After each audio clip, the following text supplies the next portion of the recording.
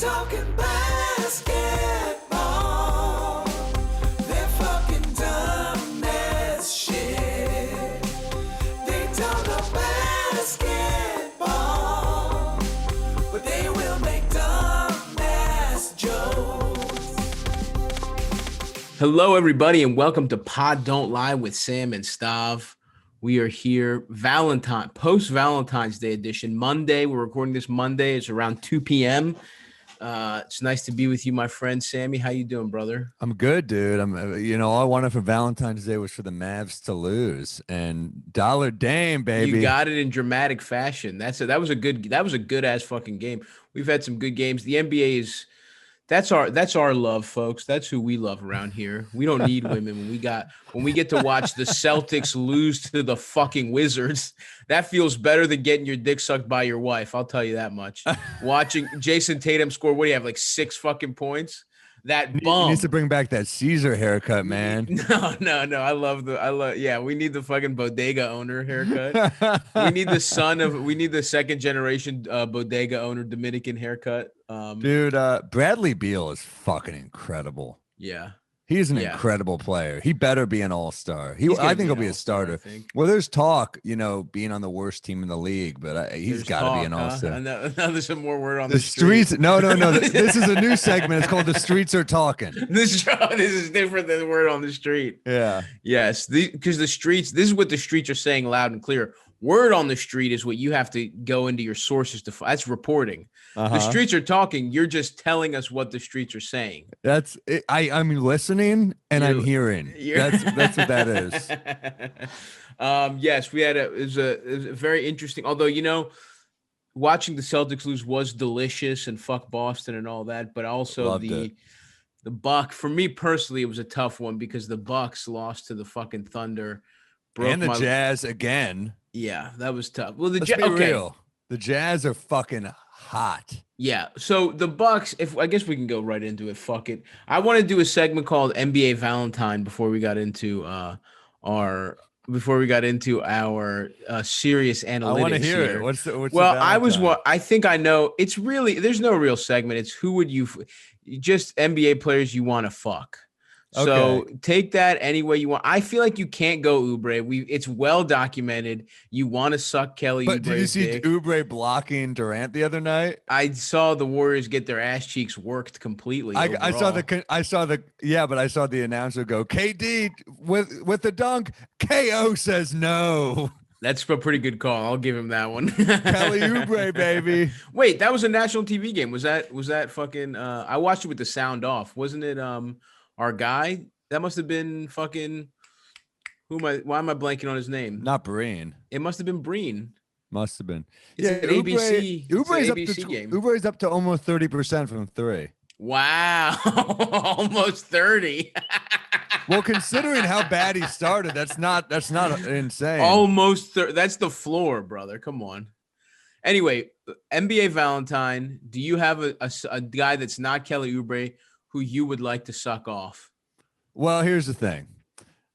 Valentine is not a holiday that's purely sexual, Stavros. That's true. It's a holiday that's filled with feeling. I saw the Knicks have some great Valentine's Day cards. One said, "I'm quickly falling for you." That's good. Another one was of King Julius that said, "Our love will never fade away." That's good. But it will, by the way, it will. It won't. It's looking good, and it's never been better. You're right. Valentine's Day can also be kind of wholesome. Little kids get Valentine's cards. You get your mom Valentine's flowers. Mm-hmm. So I suppose you can look at it any way you want it.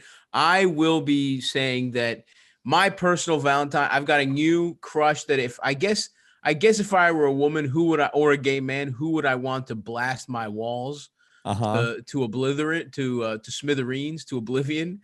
I would say, I think it's my new NBA Valentine. I'm going to say John Collins. Wow, really? Yeah. I've been watching, I don't know why, I've been watching a lot of Hawks, and I got to say, he's what we like were dreaming, not dreaming, but we were like, oh, we'll get this kind of, that's what we thought Obi Toppin was going to be, right? Although, did you see Obi's alley-oop the other night? Beautiful. No, I'm not saying, but Collins is just he's also been in the league longer. He's also been busted for doing steroids. So, you take it with a grain of salt, but the man is he's an impressive physical specimen He is. And he is, especially standing next to Trae Young, fuckboy. That's right. He looks so. It's catching on, baby. The people in the streets are saying Trae Young, fuckboy. No, it's not catching on. It's catching on. But you're right. He does look. But he is fun to watch. And I know that it seems like, I think I saw some trade rumors about, or like, it's going to start picking up. And John Collins not. They want signing. a lottery though. They want a lottery pick for him.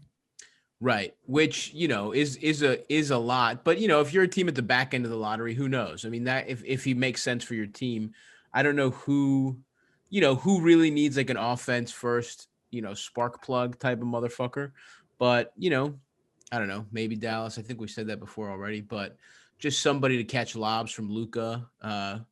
Anyway, yeah, but that what, we have their pick, so I guess they can't be doing that. They can't be trading their lottery pick because the New York Knicks will have it. Anyway, I'm gonna say John Collins, handsome guy, explosive.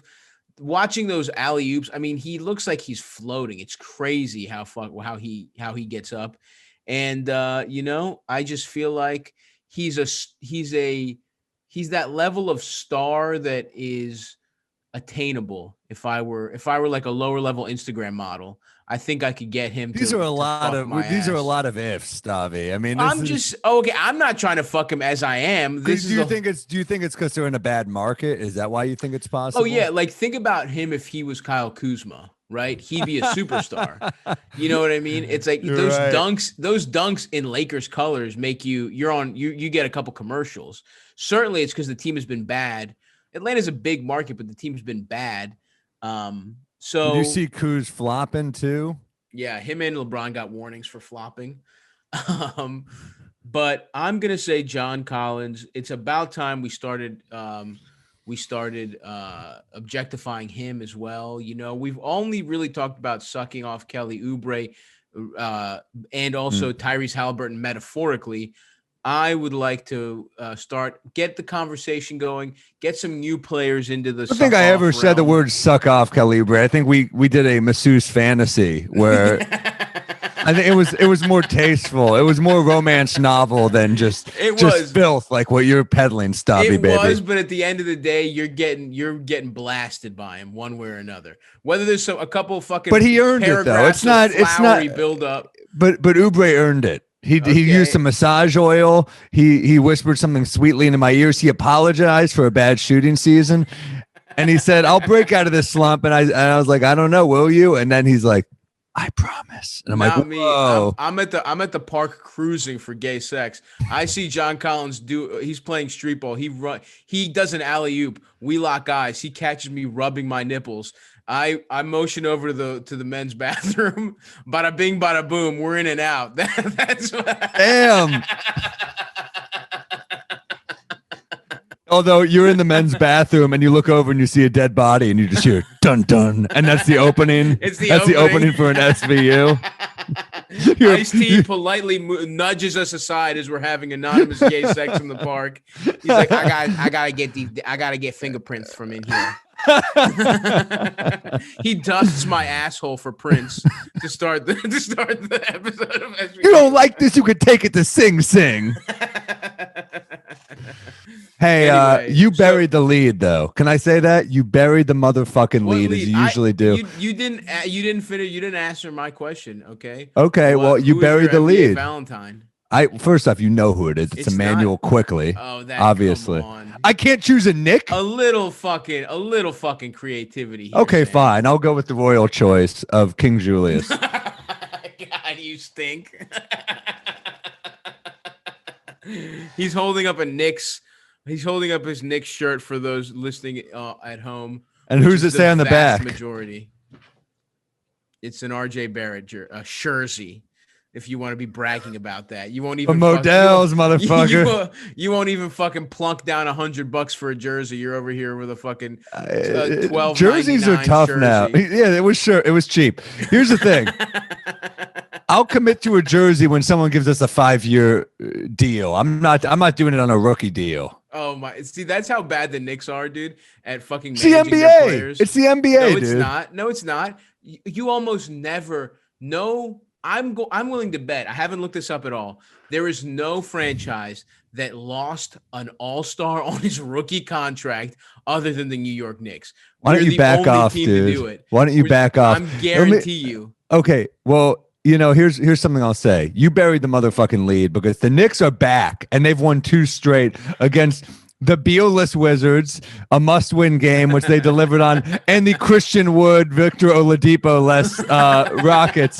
Harry, hit the music. Madison Square Garden. You know what time it is. Harry, stop the music. Wait, keep it a sec. Keep it one more sec, Harry. Dip back in for one more. Q-tip. No, stop this, Harry. Don't empower him. I'm muting Harry.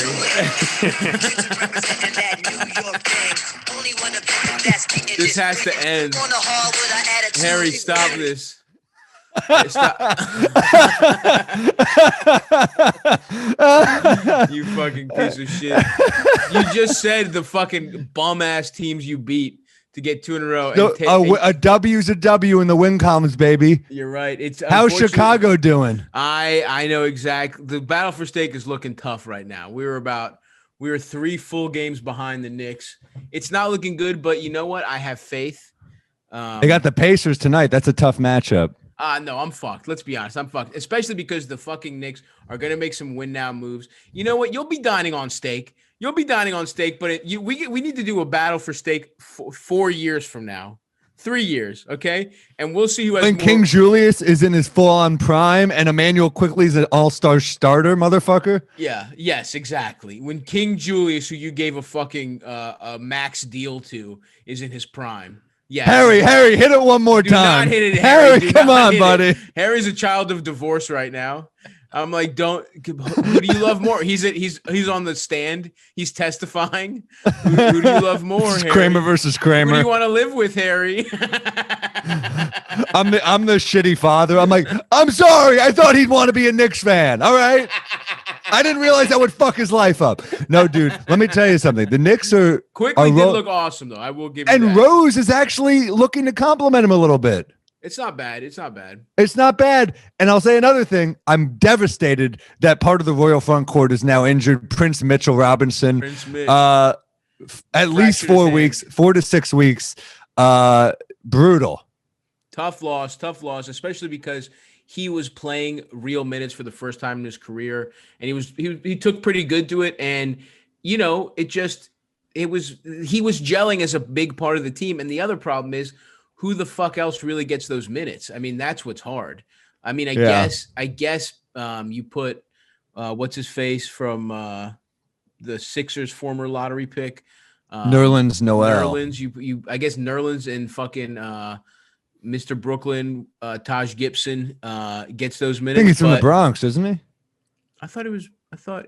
Oh, maybe I'm wrong. Yeah, he might be a Brooklyn guy. I think he wears 67 because he went to PS 67 or something like that in Brooklyn, but I might be wrong as well. Anyway, the point is. No, you're right. It's Brooklyn. I was wrong. I just fact checked that. No sweat. Yeah, I guess who really knows the Knicks?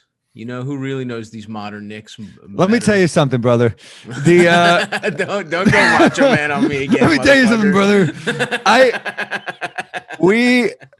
We've won 2 straight. I'm feeling good. I do feel like I think we throw on some small ball lineups. Put King Julius at the 5. Nice. I want fucking RJ at the 3, Derrick Rose at the 2, Quickly at the 1. Maybe fuck with some Obi Toppin minutes and see what needs to play more. This needs to be a way to get Obi some more minutes for sure.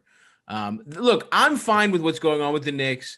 You're right, Rose. Maybe I overreacted at how mad I was about Rose. I still overreact. I still believe that the team shouldn't be making any moves to win now.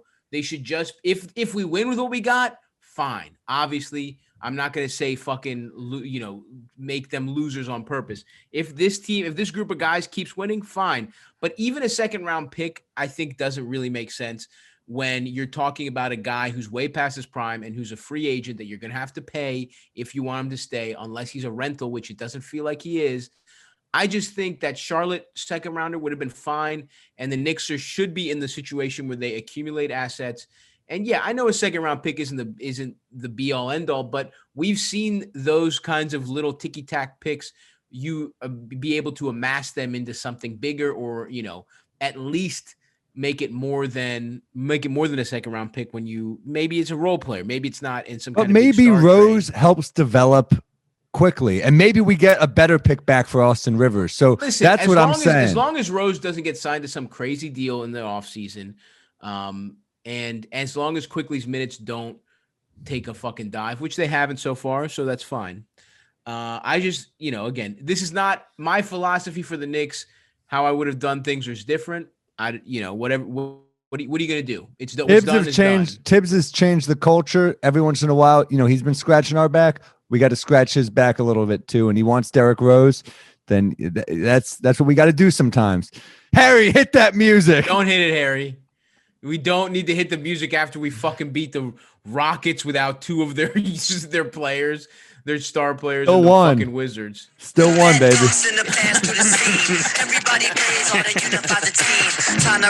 Fuck you, Sam.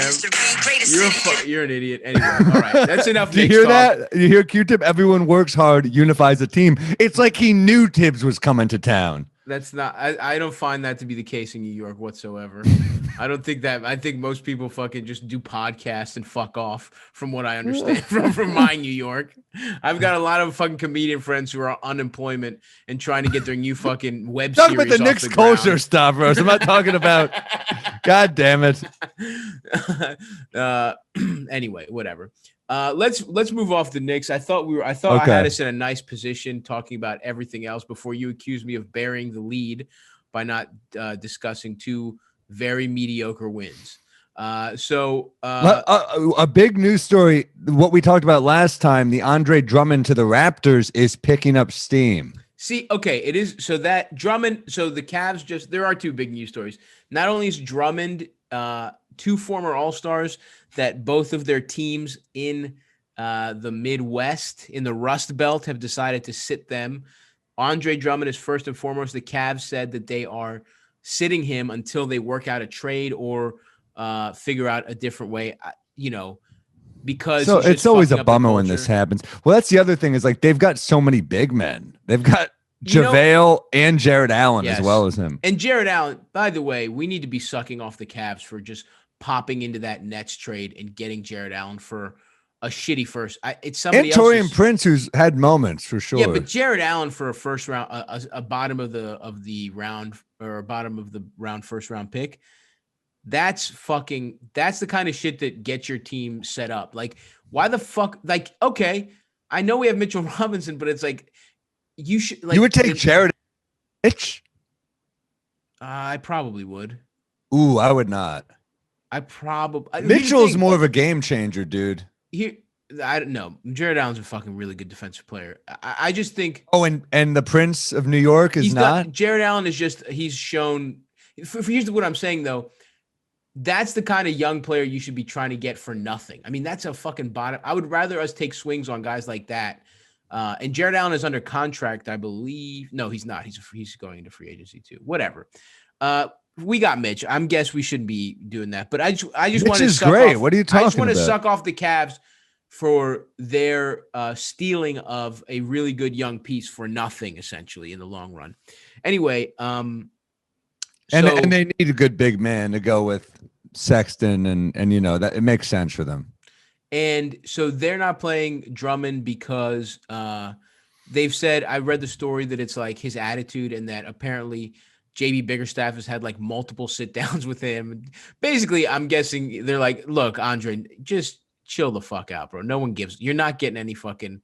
You're not going to be the focal point of the team. We're going to trade you. Don't be a dick. Are his numbers fool's gold? Do you think? For sure. I agree. I mean but that's kind of why I'm like, does this make sense for Toronto? Because you're gonna have to pay him, right? Here's where it doesn't make sense for Toronto. It's not that you have to pay him; it's that you have to match the salary for the trade.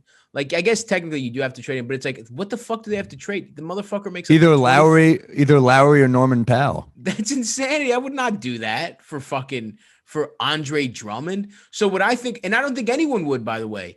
I think the Celtics can because they have the huge trade exception from Gordon Hayward, but I don't see why you would waste that on fucking Andre Drummond. I don't know actually. For the Celtics, I don't hate it because I don't know if Tice is the answer. I 100% hate it because that's a very useful trade exception that they could get something. Look, the Celtics are fucking toast this year. Okay, they're fucking done. It's kind of weird that they're so toast. Why are they this bad? I thought they would only get better. Marcus Smart is out, so that's big. But at the same time, but he'll be back. He'll be back. At the same time, you cannot be depending on fucking Marcus Smart this much. Marcus Smart is a really good player, but he can't be the fucking backbone of your team. I mean, but he is the backbone. The way Draymond is, but the way Draymond is the backbone of Golden State, Marcus Smart is the backbone of the Celtics because he is. In their prime, if Draymond was out, the Warriors would not have fallen apart. Well, we're not comparing them to the prime fucking Warriors here. I'm just saying he serves a similar thing. He's a creator and a great defender. That's what Draymond is. Okay, not the prime Warriors, but better. Okay, I'll put it this way. Maybe not the prime Warriors, but the Warriors with it's hard. It's tough to say because the Celtics are not as good as the prime Warriors, but they're better than these current Warriors, right? Like a team. Yeah, but look what Draymond being out for this current Warriors did, and then he came back and they became a much better Curry had another team. All-Star, right? Because I think you can argue that both Brown and Tatum are All-Stars. Right? I think they're definitely both All-Stars this year. So if a team with two All-Stars cannot fall apart when Marcus Smart's not there. That's my point. The rest of the team completely fell apart. And Kemba Walker, by the way. Imagine if Kyrie Irving stuck around and just wasn't a pain in the ass. Yeah, I mean sounds like you're considering texting some ex-girlfriend, Sam. No, this is for Boston. I don't. You think I want to imagine what could have been for Boston? I'm saying if you're a Celtics fan, that's gotta hurt. No, I'm just saying that's some post Valentine's Day. Maybe I should give her a call thought process right there.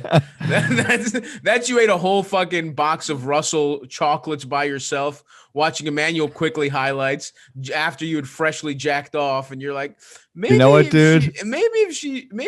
Maybe all the good stuff can stay and all the bad I stuff might have been away. hungover yesterday, and there might be some truth to what you're saying, but also, you know what?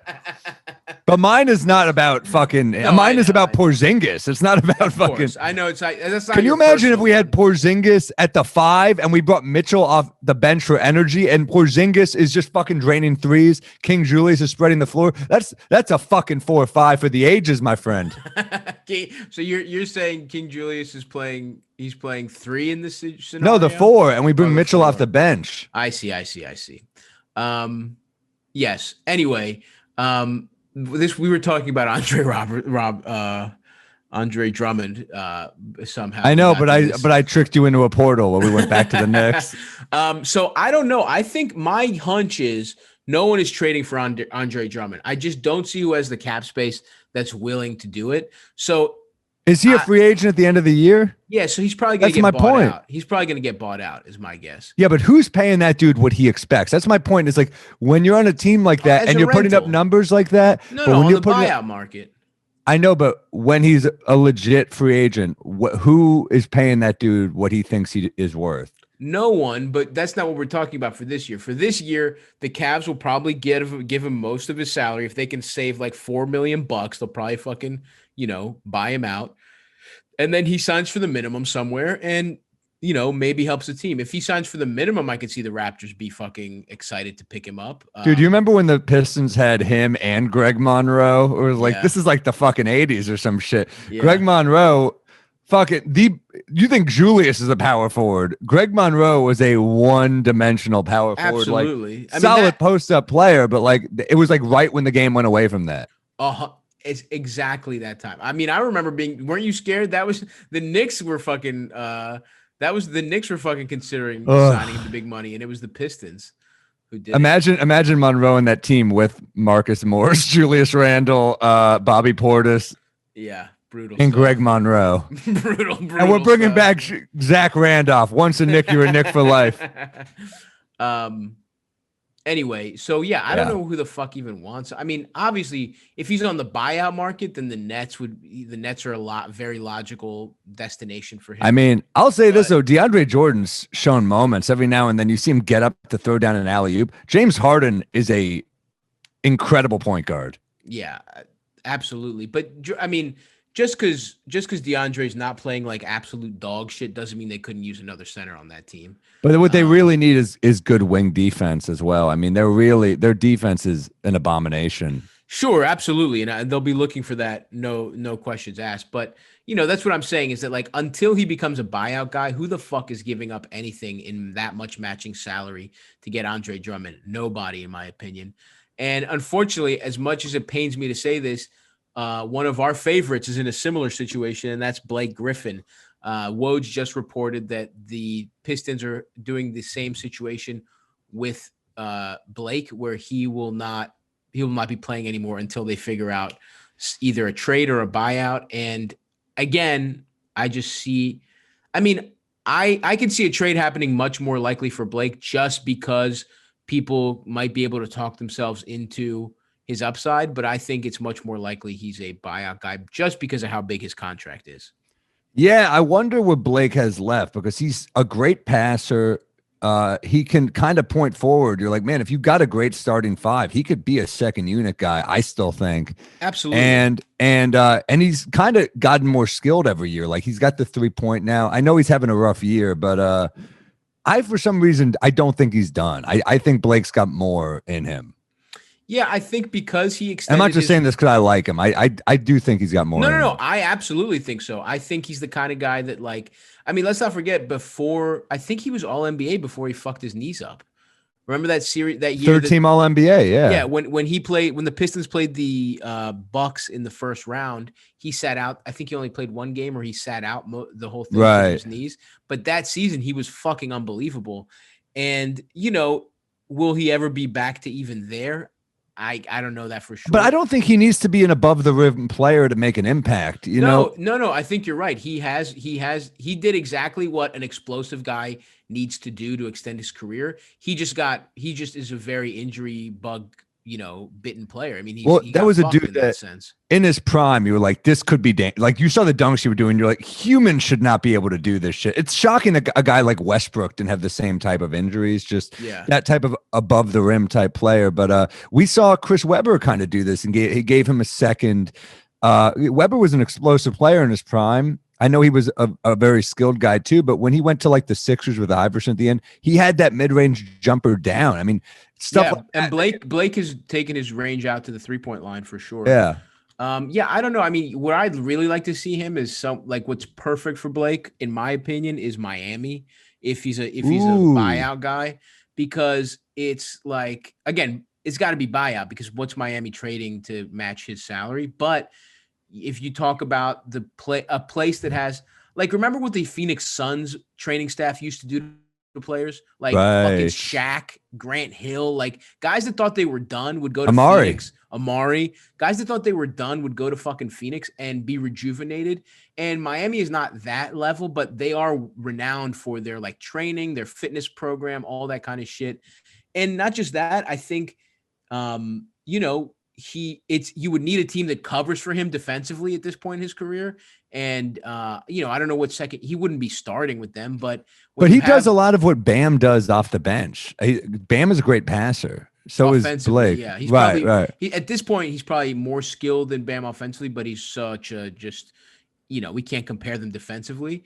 But it's, I don't know. I just think that would be nice for him. And also he's like he's a guy that likes to fucking go somewhere cool. You think he wants to fucking live in Detroit? No, dude. Blake is going from LA to Detroit. It's got to be rough. Tough one. There's only so many threesomes you can be in with Tom Gores that makes up for it.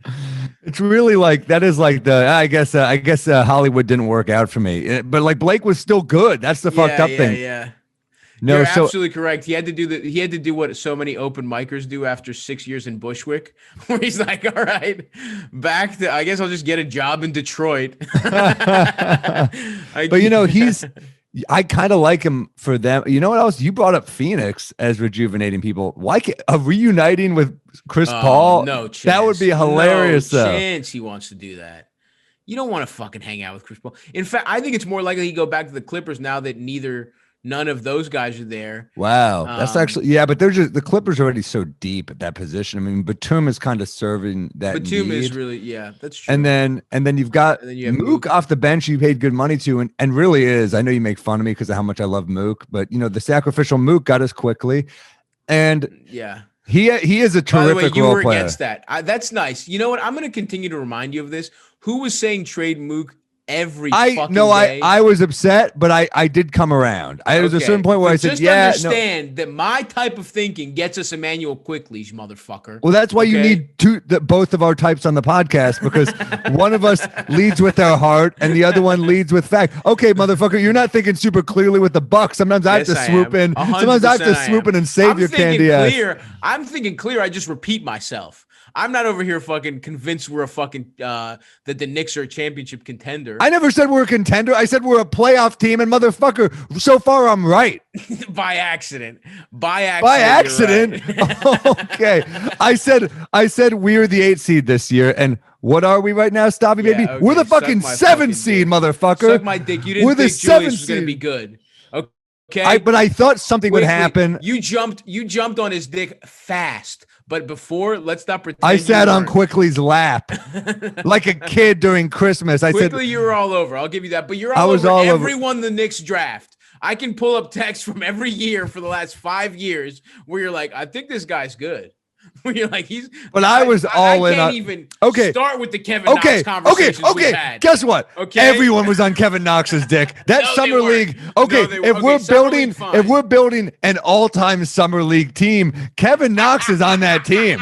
Listen to you fucking asshole. An all-time summer league team? We're not building that, Sam. We're trying to build a championship contender. Anyway, whatever. Fuck you. What the fuck were we talking about, Blake? Anyway, yeah. So I hope he gets bought out, and I hope he goes to Miami. I think that would be cute and fun. Put him on the Lakers. Fuck it.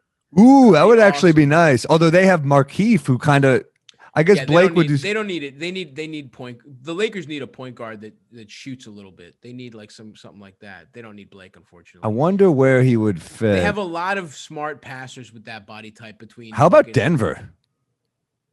I guess, but what's a team that needs a little juice offensively? What's a team that needs a little? But don't you think he can kind of give you a little bit of what Millsap gives you off the bench?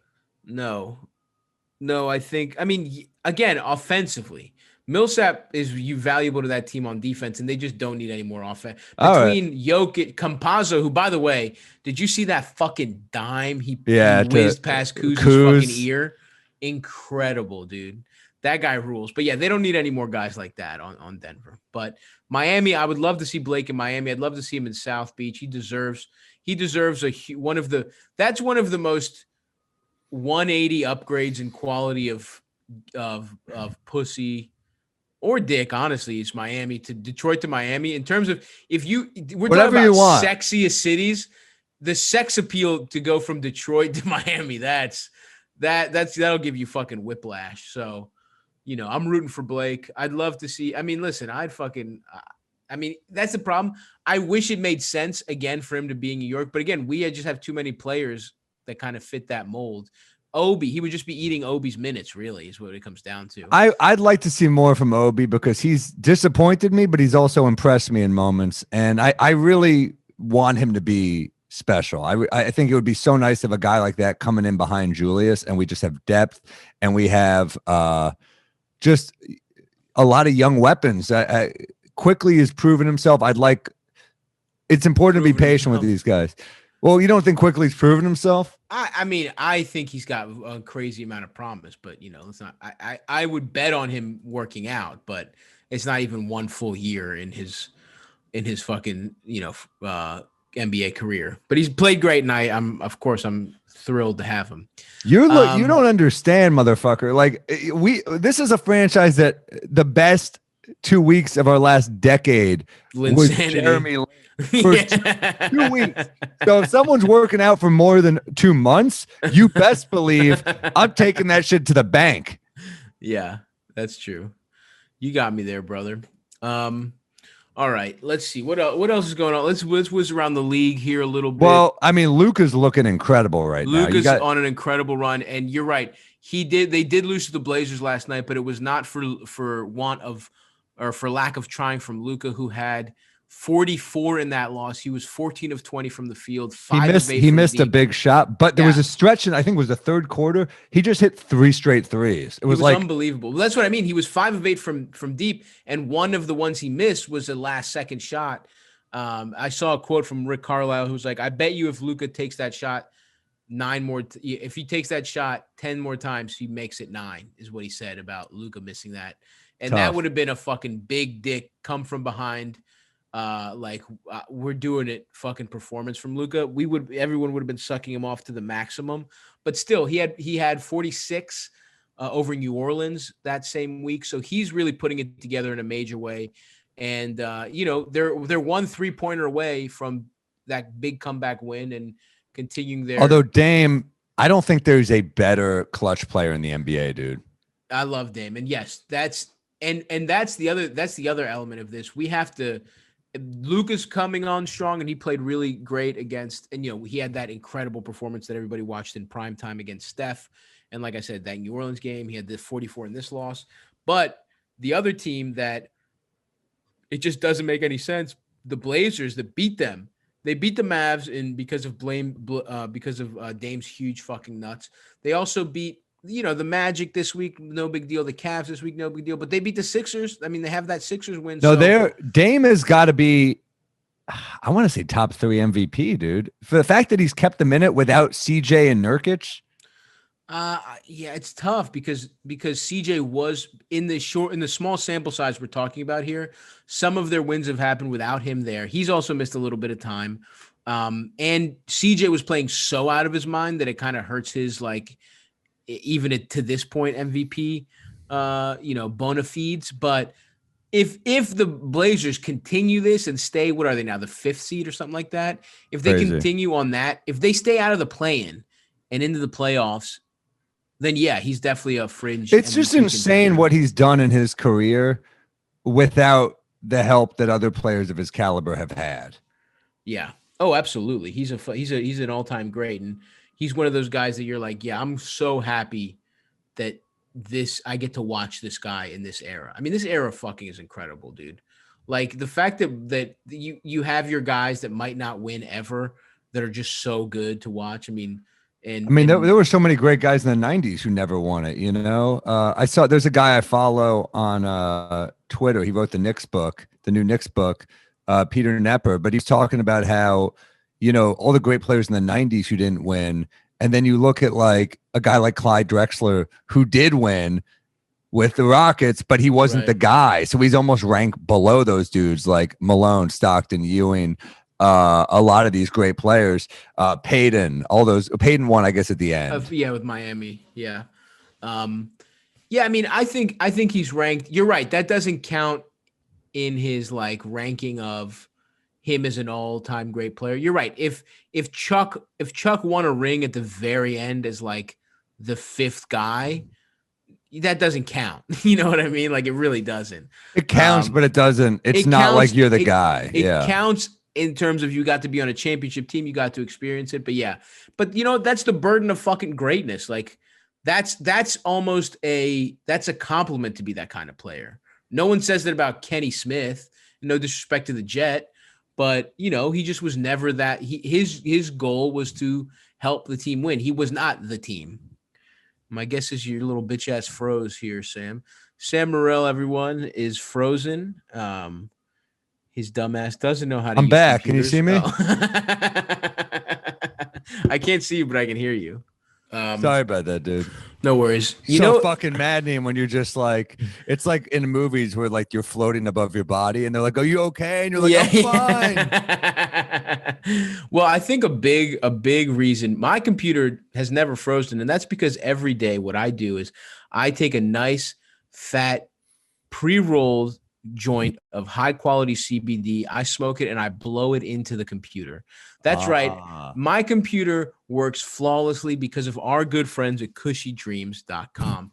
That's the problem with Sam's computer. He never smokes Cushy Dreams directly into the vents, directly into the fan. I would love if this just make people start doing this and their computers just start exploding.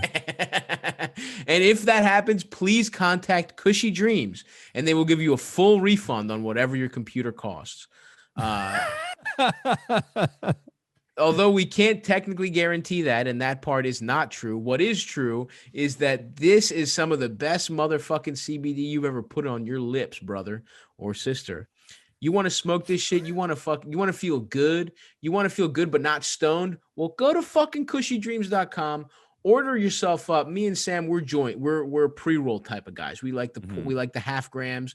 We like the grams if we're feeling fucking luxurious. You want to smoke a whole fucking gram, maybe split that with a friend.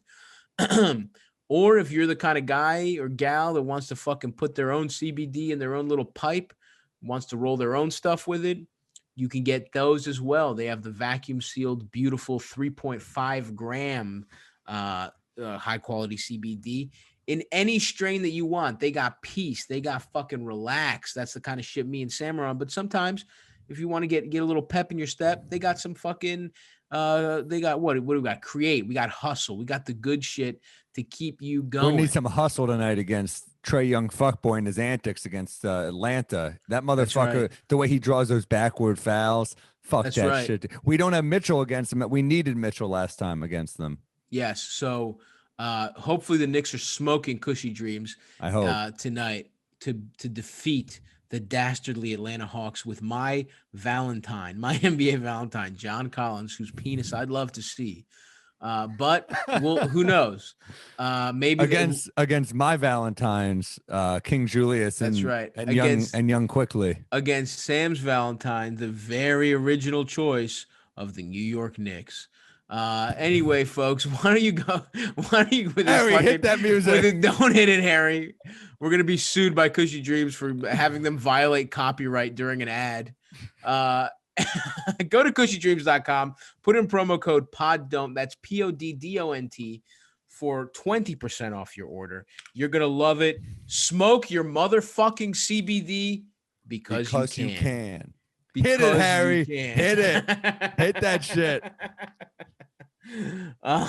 Thank God you don't have the button. This podcast would be unlistenable because of how many times you tried to play that music. That's a good tune, dude. You gonna disrespect Q-Tip now? Anyway, let's see what else to talk about here. I did want to highlight my beautiful Giannis Antetokounmpo-led Bucks. Very tough week for the boys. The week started with my dick getting nice and stiff because they beat the Nuggets, and then they proceeded to lose 3 straight after that. When they beat the Nuggets, I was like, finally, it's coming together. They had been playing nice. Now, look, this is in the middle of a really long West Coast road trip, right? So it's like that's part of it. But at the same time, and Drew Holiday is out due to COVID. I don't know if he has it or if it's just for contact tracing. I'm not sure. Hopefully just contact tracing. But at the same time, he's been out of the lineup, and they lose after they beat the Nuggets. They lost 3 straight to the Suns, and the 2 were to the Suns and the Jazz. Phoenix has moments where they look money, man. Yeah, that was a tough game too because we lost that on a Giannis fucking mid-range buzzer. I didn't like that look. He shouldn't be taking those. Exactly. And look, you can't. So you don't want to lose that one, but it's understandable. And the Jazz are playing right now like the best team in the league, even though could they win it all though? Do you think? I don't believe so. And we can talk about them in a little bit more. But so those 2 are understandable, but you cannot lose to the Thunder last night. You just fucking can't.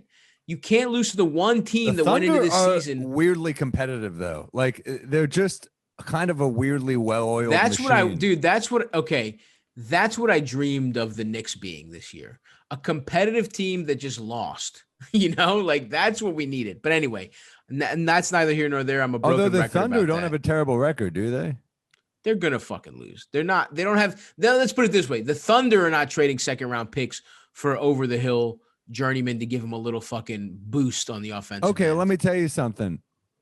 I think Lou Dort is going to be an all-NBA defender. Like, he is ridiculous. Yeah, Lou Dort rules for sure. Wow, dude. That way to go on a limb. The guy that best fucking contract in the NBA.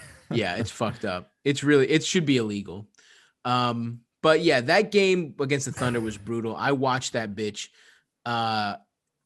They score 41 points in the first half.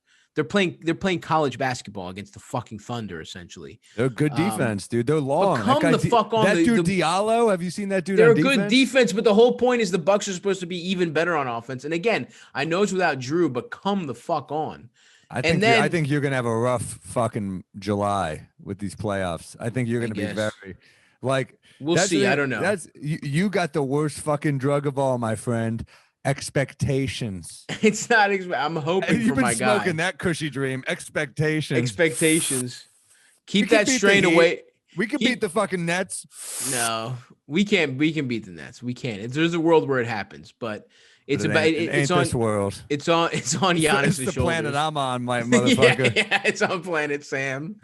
It's on. You're just looking at all all the Knicks rings. Just King Julius handing out an Oscar with Leonardo DiCaprio, and I'm like, in this world, he's the biggest basketball player ever. I will say the Bucks came back. Yeah. And had they had 41 in the first half, 40-point third quarter, exploded in the third quarter, tied the game. And at that point, you're like, all right, they came back. All they have to do is beat this team in the fourth quarter. And they just fucking.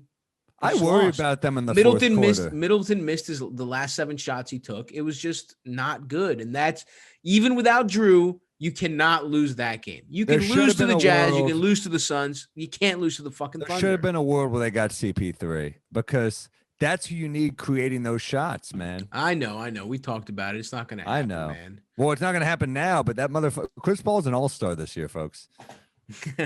We'll see. I think it's very possible. You want to do anyway. So I just wanted to highlight how fucking tough that was. The other stuff I wanted to talk about, we already mocked the Celtics for losing to the Wizards. They also lost to the Pistons. Celtics are fucking coming apart, and it's delicious to watch. I'm liking it. The Nets are another interesting situation. They spanked the Warriors on national TV, and then they had this between Draymond and KD.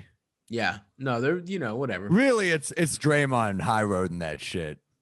Draymond is. I think so. I mean, if you're KD, what are you gonna snub him? You gotta fucking. I think if you're KD, you have more of a reason to be mad. He was fucking. Why? Because Draymond was Draymond said, "Get the fuck out." Draymond basically goaded you into leaving, and he was the one who was a fucking dick. Yeah, but they knew he was gonna leave, and that's why Draymond. It's like if you're in a relationship and the girl's like eyeing other dudes all the time, and you're like, why don't you go fuck one of those dudes? And then she fucks one. The person who fucks the other dude is still the bad guy. Yeah, okay. This is where the relationship though does fall apart because it's not a relationship.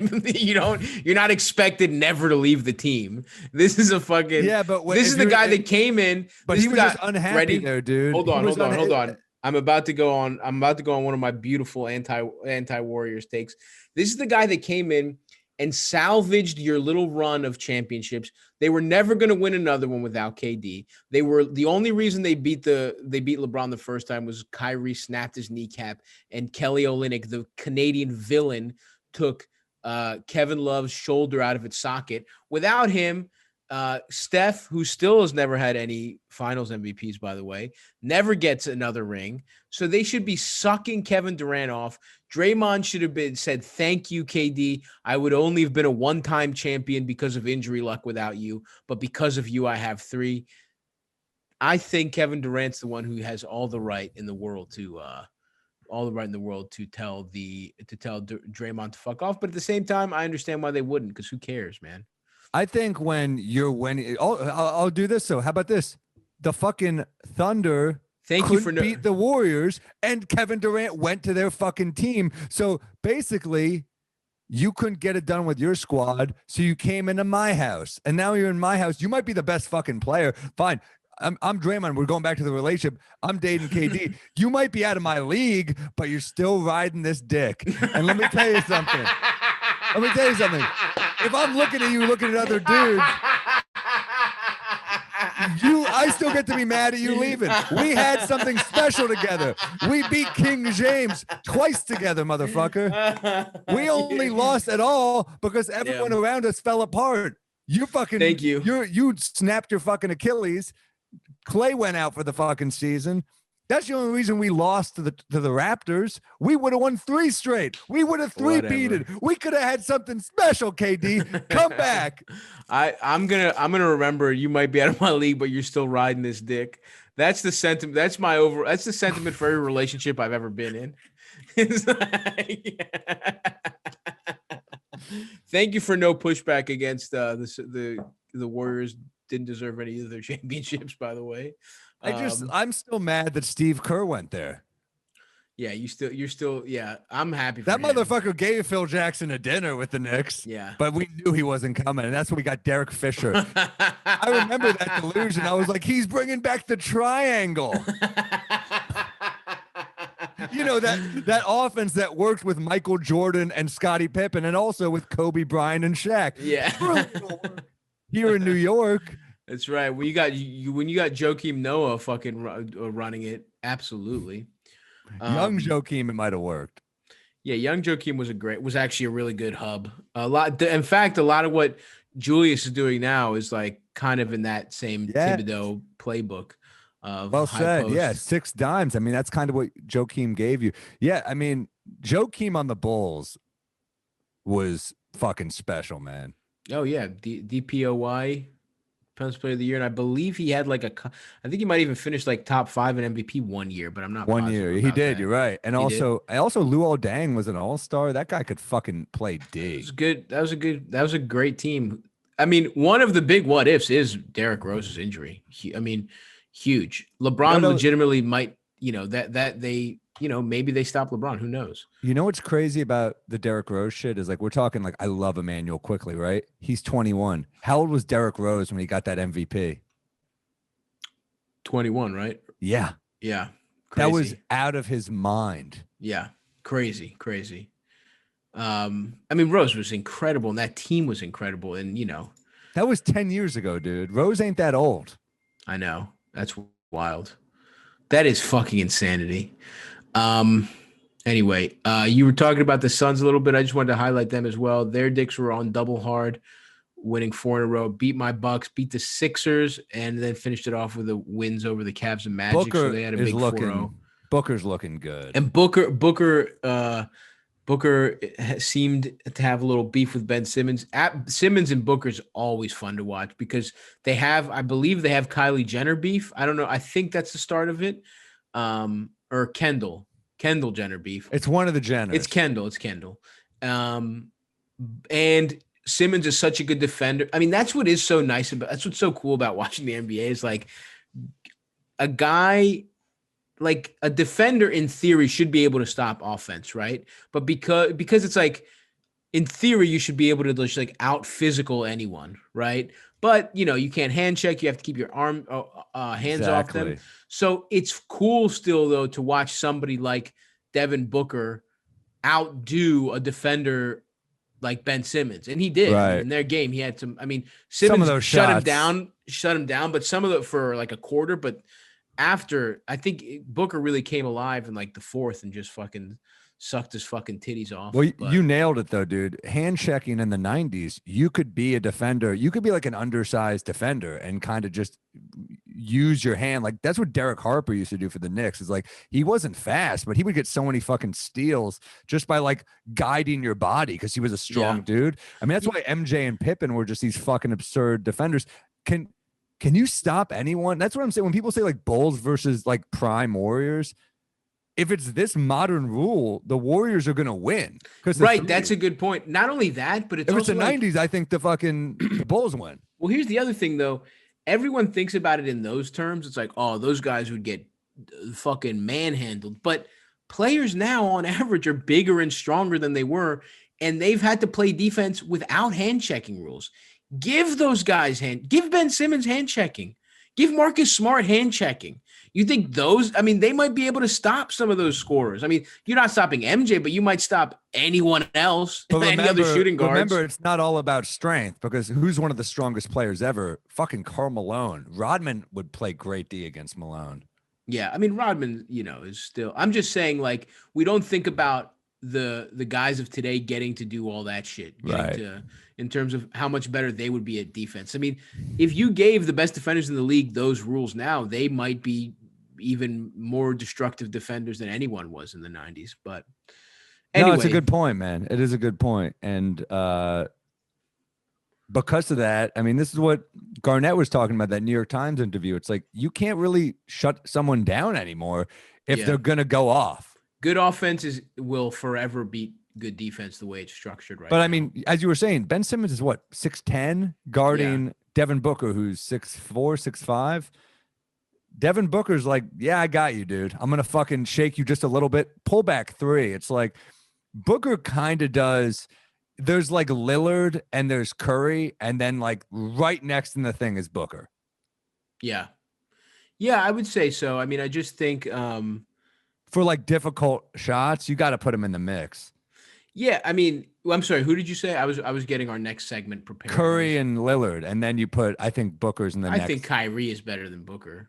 All right, that's fair. That's a fair one. All right. But yeah, Booker is an incredible, one-on-one. Hard shot makers. You're right. Kyrie is, I would put him ahead too. I might say Kyrie's better than any of those guys, honestly, in terms of just making tough shots. It might be Kyrie for me. Some of Steph and Dame shots, dude, are like, how many fadeaway threes does Dame hit? How many fucking from 40 does Steph pull up? I mean, yeah, that's true. That's true. I mean, they're different types. I just think Kyrie fadeaways from all over the court. Mm-hmm. Listen, logo, sure, you could say Curry and Dame are better than Kyrie, but everywhere else Kyrie's better. And he probably, I don't know if I bet you he could take logo threes. I just don't see him doing it that much. Yeah, no, I bet he could too. He's strong he's deceptively strong. Yeah, kind of like my dick. Oh yeah, dude. Anyway, do you have anything else you want to talk about? Should we wrap up reading some 5-star reviews from some Let's 5-star review that shit. And then next week, let's do the All-Stars next Monday. Let's do it. Okay, let's see where we go here. Love the pod. This is from Bubbles Bianchi. Did we read him last? No, I don't fucking remember. Okay, here, Bubbles Bianchi. This podcast is hosted by the ball boys of your middle school basketball team. High levels of enthusiasm, mild basketball knowledge, and extravagant sexual fantasies. They take turns giving basketball takes, only to set up the other for a penis-related Grandpa Simpson-level ramble. Sam resurrected my Knicks love. Stav makes me feel better about my body. It's a beautiful thing. That's all we're trying to do, folks. Beautiful. I never knew I was a Knicks fan. This is from Twajuju111. I mean, I hate the team and I hate hearing about them, but I never realized until listening to the show that I was basically a Knicks fan, and you are too. Even if you're thinking my favorite team is X and my favorite player is Y, and that has nothing to do with the Knicks, wrong. Sam will expertly inform you that the Knicks are within 3 picks of that player in the draft that year. And boom, you're talking Knicks basketball hypotheticals in an alternate universe where they pick 12th instead of 9th for no goddamn reason. Stay strong, stop. Thank you to Aju. I will. 5 stars, my guy. This is a Gerald Wilkins Cavs Jordan stopper. Hilarious NBA coverage. Gerald Wilkins. From a pair of clear subs. Thank you. High funny NBA podcast that often swiftly avoids hard-hitting or even possibly interesting coverage for Knicks beat coverage that would make Frank Isola blush. They make up for it by hilarious special segments on which billionaire owner they'd like to get splayed by, and spur of the moment, often highly sexually explicit tangents and the goings-on around the league. You don't mind as endless work hours are made better by these two goofballs who clearly love the NBA and talking about it for serious hoop heads or casual fans alike. Thank you, my friend. Can't wait for the special episodes on the favorite player from each franchise's history. One, what if? Yeah, we've got some good stuff coming. Or which GMs would give the best head. Keep it up, guys. Hey, on the off season, we'll have some stuff going. Oh, you're going to love this one. These are getting a little too long, but you're going to love this. Still can't believe this is the only pod I pay for. This is from J-Man BN225. Stav's Knicks takes are so bad, it almost makes Sam look like he knows what he's talking about. Stav laughed at the notion that RJ Barrett was even in the conversation with Tyler Hero. is mad at the fact that we gave up the worst of our 4 picks this year to get a useful point guard for playoff push that will be invaluable for a culture when none of the players or staff have had a winning season in New York yet, and said the Porzingis trade was one of the worst trades of all time when we won the trade. Oh my God. I'm talking, Sam, did you write this? Porzingis is a shell of the player he used to be. He has 158 million contract. You didn't win the fucking trade. I don't care what. Oh my God. And still can't stay on the floor. Meanwhile, so far, we used the money to get King Julius, Marcus Morris, who will return for the title run per gentleman's agreement. That's not a horrible. Oh, shut the fuck up. Hold and on, the pick that became IQ. Can't wait for Sam to win the battle for steaks so I can stomach buying a cameo in which Mike Budenholzer's wife walks him around the house with a leash while he admits to wasting the Greek for his career. Thank you, Jay, man. That's a good one. When he puts it that way, we signed King Julius over Porzingis. King Julius is having a better year than Porzingis. He's got less health concerns. We got Emmanuel Quickly out of that, dude. Shut up. Would you rather have Julius and Quickly or Porzingis? And we have 2 first-round picks. So think about that. 2 first-round picks. IQ and Julius or Porzingis. They're the Mavs first round picks. Can I be honest with you? I would still rather have Porzingis because of the upside. Now, maybe if he gets hurt, who knows? I'm going to remember this. I hope you do. I'm going to remember this. I don't root for injuries. You know what else neither do I, but they happen. And you know what else you know what I root for? What's that? Hit it, Harry. No, deep. Okay, no, Harry, hit it. No, do not hit it, Harry. Hit it. Quit God. You know what time it is. You are going to stop cucking me, Harry. It's a New York Knicks. Come on. Shut up, dude. Noam Haha says, deep inside the NBA. This podcast helps me, a humble Pels fan, keep abreast of the latest NBA news, such as developments in the New York Knicks' second rotation, a running list of players Sam and Stav would slurp and or get pegged by, and the ever-evolving word on the street. Word on the street's become huge. It's international, dude. Mart Martin says, get some more guests on the show. These 2 closeted homosexuals are great. Thank you, Mart. We will be doing a lot more guests in the off season. It's hard when there's so much news to talk about. And also I feel like our dynamic is only getting stronger. We're like Stockton and Malone with a ring, dude. That's we're right. Fucking baby. A cock ring. A pair of cock rings. Absolutely. There it is, dude. Alley-oop. Nick of the greatest kinds, 5 stars. This show is good, but Sam needs to stop. 5 stars, but this show would be so much better if Sam actually just didn't talk about the Knicks until they're a playoff team. You know, well, maybe someday. Well, I guess here's the thing. I'll stop when they're out of the top 8, motherfucker. Okay. Right now, we are a playoff team. Hit it, Harry. Ben Shapiro, I don't think it's the real one, says the show major networks wish they could do. Listen to Sam desperately try to steer the conversation back to his comfort zone. Stavi's penis analogies are nothing short of virtuosic, and Sam can bring any topic back to the Knicks. In a weird way, Sam helps me understand how people can still believe in Scientology. By far the best and most hilarious pod going for on and off court recaps twice per week. Sorry, Woj. That's right, Ben. Thank you guys so much for listening. We really appreciate it. Thank you. Keep leaving those 5-star reviews. We'll read. I think I got all of them, all the new ones. If I missed you, my apologies. You can check. You can hit the Twitter, but you know, we don't really check those DMs. If I'm being honest with you. Anyway, that's gonna do it for us. We will be back this week for the Patreon on Thursday or Friday. Go to patreon.com/pod don't lie for that motherfucker. And leave us more reviews like this and we'll read them. Yeah, we appreciate the reviews, guys. Leave 5 stars. Nothing other than 5 stars gets read, you motherfuckers. Suck my little prickadell. That's gonna do it, guys. Talk to you later. Bye. Bye.